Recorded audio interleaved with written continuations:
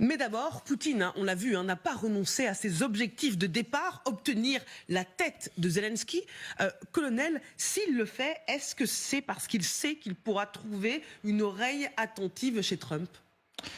S'il veut la tête de Zelensky, c'est parce que c'est l'ennemi à abattre qui a refusé la mainmise de la Russie sur l'Ukraine. Donc en fait, il est prêt à avoir n'importe qui d'autre, des gens qui, à la limite, n'étaient pas pro-russes au départ, mais qui pourraient très rapidement le devenir avec l'aide des États-Unis. C'est-à-dire qu'en fait, il y a une sorte de complicité à acquérir chez celui qu'on présente comme l'adversaire, mais qui en réalité est complètement complice du partage qui pourrait survenir dans cette partie de l'Europe, mais pas que, beaucoup plus au nord aussi, en Arctique. Donc en fait, il y a une sorte de jeu où effectivement Poutine ne veut plus de Zelensky parce que Zelensky est un trouble-fête.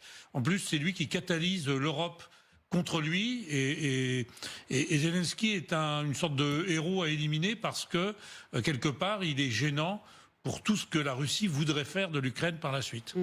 Vincent Crouzet.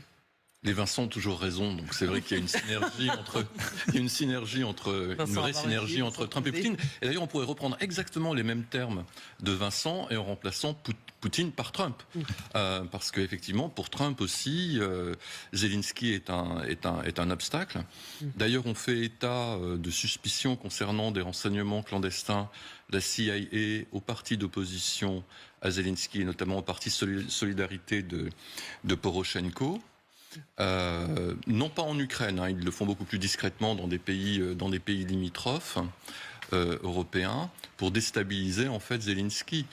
Donc il va arriver un moment... Oui, l'ancien président ukrainien a eu des contacts avec l'administration Trump et depuis ce moment-là, Poroshenko, qui jusqu'ici pendant la guerre avait décidé de ne pas critiquer Zelensky pour ne pas affaiblir l'Ukraine, s'est mis à critiquer le président ukrainien. Oui, et puis à louanger Donald Trump. Hier, il a donné une interview au Point dans laquelle il dit « Je déteste que l'on dise que Trump est pro-russe ».